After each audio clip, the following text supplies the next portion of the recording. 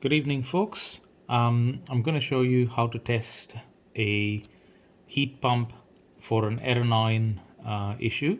Error 9 means there's the heating element's gone open circuit.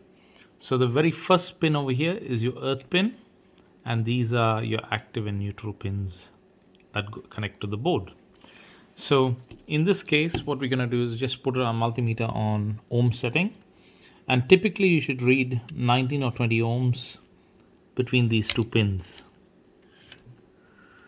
and you're getting open circuit, hence you're getting the error 9 fault on the machine.